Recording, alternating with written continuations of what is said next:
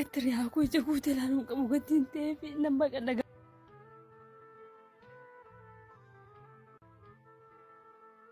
Akkam nagaa keedha miti? Nagaa galata waaqayyo. Waraabaa jira rakkina hin qabu miti? Isi maqaan kee eenyudha? Maqaan koo Malkaamee Garramuu. Isa dura nuuni garii atis namaa jedhamna. Namoota rakkina garaagaraa keessa jiranii namoota biyya alaa fi biyya keessa jiran duukaa ta'anii waan humna keenyaan gargaara. Akka carraa ta'e immoo waa'ee kee dhageenye mucaa kee dhabnee isheen kun haala irra jirtu akka tamitti nuti barbaanna. Akkuma jiru immoo duraan haadha koo abbaa koo waliin galu ture. Haati koo abbaan koo baay'inaan waliin galanii. Amma yeroo bosoomti tasgabbaa'ee natti taasise. Isin fuudhanaan jedhe. Mishi bakkaan jedhe gaafa haati koo abbaan koo garmalee wallolu kana keessaa bahuu fedhe isin fuudhanaan jedhe. Ishee gaafa itti galu deebisee immoo dhaqee biyya olmaatti nagatee bade. Eessatti? Baraaguutti jedhamutti dhaqee nagatee bade waan hin dhabeen qabu naan jedhe. Ishee deeman duubaara deeme gatiin maatiin koo baay'ee wallolanii fi kana baqan dhaqee achi keessa bu'e kana mana duwwaatti nagatee bade isaan booda deebi'ee maatii kootti gale. Amma waggaa 16 keessan jiru yeroo waggaan koo 15 isa siitiin duugaa deeme dhaqee mana duwwaa keessatti nagatee bade amma gaafa tokko shamara ta'uun kiyya baay'ee tokko natti dhaga'ama. Maaliif jennaani shamara ta'ee rakkoolee shamarran irra ga'uun argu keessa kootu na gubata. Anillee rakkoon kun narraa yoo ga'uu baate kan irra ga'e kuni obboleettii kooti. Rakkoon akkanatti irra ga'eetoo karaa irratti gatamtee boochu kan isheen hin maallaquu lolaastee boochu kun obboleettii kooti. Kan akka kootitti shamara. Shamarrii fi okkoteen cabde tokkodha. Shamarri gizee takka yoo cabde okkoteenis yoo cabeen deebu shamarris yoo cabdeen deebitu. Yoo siniin jedhumu akka cabanii immoo hafanii jechuudha shamaras ta'an. Ashama harka fuune kabajamtootaaf daawwattoota hordoftoota keenya nageenyi koo kan jaalalaa fi kabajaa bakkaa fi lafa jirtanitti isiniif haa baay'atu. Anis obboleettiin keessan baay'ee nagaa fayyaa kooti bakka hin jirutti. Warroonni mana keenya faarawaa taatan like, share, subscribe gochuudhaan nu jabeessaa isiniin jenna. Warroonni duraan wajjin jirtan ulfaadhaa galatooma. Egaa viidiyoon har'a isinii fidee dhufe baay'ee tokko qalbii na cabse keessa koot na tuqee namooleen mudannoo akkana qabdanis jiraachuu dandeechu. Yeroo viidiyoo kana argitan madaan keessan duraanii sun isinitti ka'uu isinitti dhagahamuu danda'a. Garuu homaa miti. Egaa akkuma argitan kana obboleettiin keenya kuni umuriin ishii waggaa 15 yoo ta'u daa'ima isheen harkaa qabdu kana argitanii daa'ima kana argatte. Akkamitti argatte yoo jettanii obboleettiin kuni haati fi abbaan ishee baay'ee waliin galanii wal dhabu wal lolu namoonni mudannoo kana qabdan yookaan immoo namoonni abbaa fi haati keessan mana keessatti kan walii galtee hin qabne jiraachuu danda'u. Gizee isaa lola haadhaaf abbaa keessanii argitan odoon dhalachuu baadhee osoon ardii kanarratti addunyaa kanarratti dhufuu baadhee namoonni jettan hin dhabamtan. Obboleettiin keenyas isaan keessaa nama tokkodha.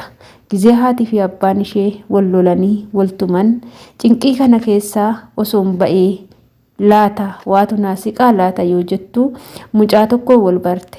Mucaan kunillee baay'ee itti siqe. Baay'ee ishee attaalale. Simfuudha jedheen. Ishii yoo manatti galtu cinqii haadhaaf abbaa argiti waan ta'eef kanuma keessaa mucaa kana wajjin yoon deeminaaf wayyaa laata jettee inni simfuudha jedhee afaan erga tolee umurii ishii daa'imummaa gizeetti barachuu qabdutti gizeetti kaachuu qabdutti gizeetti taphachuu qabdutti ishiin garuu jireenya gaa'ilaa tan seena jettee mucaa ilma dhiiraa duuba kuttee deemte.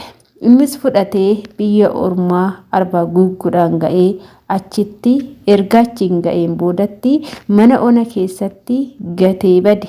Ishee yoo dawwaltuu fi anis hin barbaadu sin fedhu deemi asii jedhee arrabse. Obboleettiin keenyas waan gootu dhabde itti dhaga'ame.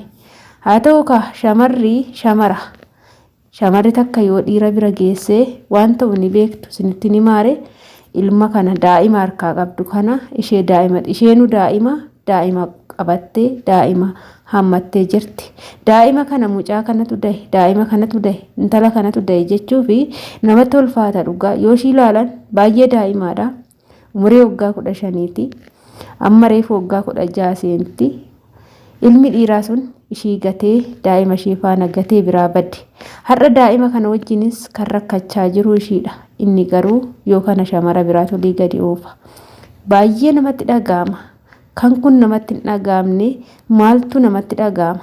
Garuu cubbuun warri dhiiraa shamarranitti raawwatan kuni karaa hin dabarsa jedhee hin yaadu. Obboleettii keenya kun jaalatteetii miti rakkatteeti kan waan kanatti seente. Mee maalirraa barattu mee yaa obboloota koo? Keessattuu shamarran biyya ormaa teessanii dhiira tokko jaalattanii dhiira tokko maallaqa keessaniin qallabdu asii achi takka bilbilatti bittu takka uffatatti bittu takka birriitti ergitu hin bashannansiiftu. Mee iduma qabdu isinin jedhe boru odoo isin isa bira geessanii maallaqni isin asitti ergitanis dhumatee wanti hundi gaafa dhumate akkanatti diqaalaa sitti shakkamee si biraa bada dhiirri jechuudha. Ati garuu bakka deemtu hin qabdu jechuudha. Diqaalaa isaa shakkamattee adabattee imimmaan lakkuu roobsaa booda ija namaa ilaaltaa jechuudha. Kanaafuu yaa obboloota koo wanta ta'aa jiru kana argaa jirtu. Wanta ijaan argitan kan gurraan dhageechan caala viidiyoon gara na ba'ee shamarran dhiiran miidhaman hedduun isaanii boo'anii akkana na godhee badee akkas na godhee badee jedhanii hedduudha jechuudha. Wantoota akkana hedduutu mul'achaa jira. Kanaaf yaa obboloota koo dhugaa isiniin jedhaanii akka obboleettii tokkootti boru nama na fuudhuun qabuu jettanii yaadinaa. Maaliif jennaan guutee jira waan ta'eef dhirsii fi qofaan hin dhaabamuu jedha. Akka Amaaraatti immoo baalinaa gunfaa ayixafaam isa jedhamu santu dhirsii fi qofaan hin dhaabamu. Qofaan illee si qabu inuma si qaba. Qofaan nan qabu jettee oduma eeggattu qofaan inuma si qaba. Eechaa akka si qabu maalirraa akka si qabu illee gizee tokko beekuu dhabuu dandeessa. Kanuma si qabee argita. Dhirsillee eechaa akka si dhufe osoo hin beekin namni gaariin namni madaalaman kan si dhufe argachuu dandeecha waan ta'eef biyya ormaa dhuftanii siruma dhiira hin haasofsiisinaa. Dhiirri bara kanaa maal seetanii ciitii isinitti hima. Dhugaa ijoolleen bilbila harkatti qabattanii feesbuukii banattanii misinjira banattanii dhiirra jiraan aadii siin gaafatee aadii deebistanii itti haasa'aa jirtan. Akkasumas gara ilmootti deebitanii too dhiira wajjin haasoftan suuraa keessan irratti ergitan na dhaggeeffadhaa. Yeroo ammaa kana barri badee jira. Yeroon badee jira. Shamarri maal taatee akkana taatii? Shamarri maal taatee dhiira tokko maallaqa ergitii jedhee tanan ani gaafinatti uumaa ture. Garuu icciitii cimaan dhagahe. Inni illee maalidha? Sagalee amma gizee tokko kan namni namatti dhiyaate gizeetti dawwaluuf itti toluu baatu sagalee erguutu jira. Sagalee ergituuf. Akkasumas immoo gizee tokko suuraa naa ergisiniin jedha. Suuraa ergituuf. Inni suuraa sanirratti akka isin isa malee itti naasofne akka isin bilbila isaa malee laalle hiriyyoota bilbila irraa duraan qabdan akka jibbitanii bulookki gootan sa'aatii 24 guutuu akka isa bichaatti taasa'aa ooltan akkasumas immoo wanta inni isiniin jedhe lakki osoo hin jedhin ishii akka jettan dirgin godhe sagalee fi suuraa keessan irratti hojjechiifata jedhani. Waan akkanaatitu jira. Hicciitii cimaatu gadi ba'e amma. Kanaaf yaa obboloota koo kanarraa of eeguudhaaf dhiira warra Itoophiyaa jirutti naasa'inaa. Dhiira warra biyya jirutti isaan feesbuukii banatanii misinjira banatanii iimoo banataniitti dhagaarra taa'anii sinsoqaa oolu. Dhagaa maalii? Mana koofii seenanii koofii ajajatanii yookaan buna ajajatanii buna san dhugaatti isaan akka barbaadatti luka lamaan isaanii walirra naqaniitti kan sinitti haasa'anii sin janajjananii qalbii sin keechaa fuudhanii kan maallaqa keecha sinirraa ilman. Isin garuu baddaa tabbatti buutanii gaaraa jirmatti buutanii lunni keecha naga sina doodutti beeloftanii garaa fuulduraa aga dudda duubatti sin garagalutti hojjettanii dafqitanii fiddanii gaafa ji'a guuttan isa mana bayyanatii seenee bayyanatii ajajatee sa'aatii barbaade nyaatu isa mana bunaa seenee sa'aatii barbaade buna fedhu watatii aanneen wajjin fedhu immoo buna duwwaa akka barbaadetti maraxee kan ajajatee dhugaa oolu itti maallaqa ergitu. Mee idaa qabdu dhiira tokko shamarri jechuudha. Dhiiraa maallaqa ergitee na fuudhi jettuun dhiiratti ergan heerumne jechuudha. Abbichaa sun erga heerumtanii dhirsa keechan hin taane erga samaanaa sinirraan qabaanne erga reefu ol bartanii wanta hojjettan isarratti erguun cubbuudha. Isaaf cubbuudha waaqayyoo irratti jechuudha. Isin kaayyoo manaa baataniif beekaa baqa. siruma dhiirri nafuudha boru nafuudha jettanii maallaqa keessan dhiiran hin bitatinaa. Homa asii yoo galtas dhirsan dhabdani sanuu dhirsa maraxxanii jechuudha maraxxanii dhuuntaan ijoollee baay'een kan dhiiran miidhamani. Mee biyya keessatti shamarri biyya keessatti dhiira jaalattanii dhiirri sin hin miinemee harka baasaa hin jaalattu deebi'eeti immoo oduma si wajjin jiru kan biraa sirraatti jaalate har'a ammoo ati biyyaa baanan lakkoofsa ishii adaraa lakkoofsa ishii jedhee fardaa fi lafoodhaan lakkoofsa kee barbaade dhiifama naa godhi gizee san dogongoree tanan siin walitti bu'e lubbuu tiyya ijji koosi malee hin argitu jedhee kan maraatu. Mee wanta akkanaa namoonni si mudate mee ani jira jedha barreessaa koomentii kana jala ijoollee hedduudha jechuudha. Kanaaf dhiirri akkasii sun sin fuudhuuf osoo hin taane ati har'a biyya arabaa dhuftee jirta biyya ormaa dhuftee jirta maallaqa ergitaaf waan ta'eef kanaaf bilbila kee barbaadee si dawwala malee jaalala kee barbaadee yookaan fedha kee barbaadee akka hin taane sirritti hubadhuuti jala murii sararii fudhadhu.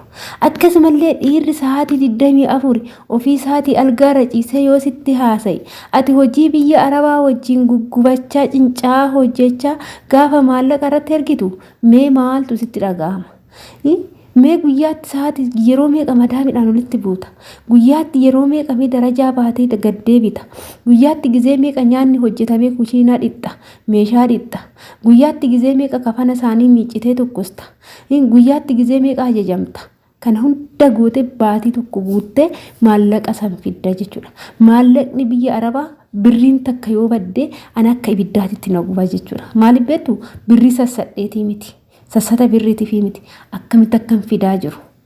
Akkamitti akkam fidaa jiru waan an argeef namni kamiyyuu taanan ani dhiirri badii qaban jedhu maaliif jennaani namni kamiyyuu taanan waan tokko yoo fidu yoo ittiin dadhabini yoo ittiin dafqini yoo ittiin dhimamini waan tokko taa'etuma waan san yoo argate omaatti fakkaatu wanni sun yoo bade maaliif jennaan miidhama tokko malee xaarii tokko malee luka lamaan walirra naqatee argate waan ta'eef wanna tokkotti fakkaatu garuu kan gubatee fide eenyudha nuti shamarran biyya arabaati jechuudha. Keessattuu kan qormaata addaa qoramaa jirru kan waan jireenya keenya guutuu keessatti gadhalannee ta'u umuriin keenya agana ga'ee biyya arabaa dhufnee arginetti Itoophiyaa keessatti hin argine jechuudha. Haati namaan hiltu nyaata garaa keenyaa yoo nyaannu kan nutti ija micciirantu jira. Kana keessan maal udaa qabdu shamarran keenya asumarraan illee mee daa'ima xiqqishuu tanarraayyuu baradhaa sin fuudha jedhee attaallalee manaa baase fuudhee biyya ormaatitti gatee biraa deemee har'a daa'imti tuni gubata haadhaaf abbaa koo jalaa hin ba'a jettee isa filattee isa wajjin deemte kan caalu gubata irratti gubata dabaleef jechuudha. Maaliif jennaan gubata irratti har'a daa'ima kana qabattee daa'imti kun daa'ima kana qabattee gaafate jechuudha maaltu namatti dhaga'ama waa hedduun namatti dhaga'ama jechuudha.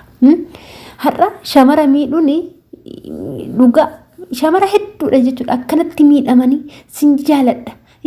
Yoo ati fedhii naa guutte malee akkamitti si amana jedheeni dhiirri attaalalee shamara itti taphatee gaafa ishiin akkana taate gaafa ulfoofte ijatti amalatti jijjiira jechuudha. Inni sun kiyyaa miti jedhaan jechuudha. Yoo barbaade immoo hin arrabsa jechuudha gaafa waan kana taateen booda jechuudha. Dhiirri tokko agguma qaama kee bira ga'utti agguma yookaan immoo yoo biyya arabaa jiraatte haga maallaqa sirraa ilmutti yoo immoo biyya jiraatte isa jaalatte haga sitti taphatutti afaan sitti tola malee dhiirri tokko ati biyya keessa jiraatte isa wajjin akka feete gaafa taate sanirraan si tuffata. Biyya ormaa teechee gaafa maallaqa ergituuf haga maallaqa ergituufitti afaanuma sitti tola. Gaafa ani nan gala jettuun arraba afaan sitti bada jechuudha. Ijoollee baay'eedha waan kana kan mudate jechuudha. Nama tokko lamaa miti. Kanaaf shamarran keenya ammaa jechuudha dhiiraa jettanii iddoo hin kennina. Dhiiraa jettanii jireenya keechan hin balleessina. Maallaqa soquu dhuftan malee biyya arabaa dhiira soquu hin dhufne jechuudha. Kanaaf gadi jedhaati dalagaa keechan qofa dalagadhaa. Bakka kaayyoo manaa baatanii beekaa maali yoo dhaabbannee hafne maali dhiira malee jiraachuu hin dandeenya eenyu jedhe bakka hojjenneetu fakkeenya shamarran biyya arabaa taane asii galleetu waan hojjenne kanatti itti gammannee waan wayyoo godhanne maal ta'a siniin jedha. Ani viidiyoo kiyyammoo asumarraa nan goolaba waan nu wajjin turtaniif ulfaadha galatoomaa isiniin jechuu jaalladha. Viidiyoo biraatiin hanga walitti deemnutti turtii gaarii isiniif haa ta'u. Mana kanammoo like, share, subscribe gochuu hin dagatinaa isiniin jedha. Ciao, bye bye.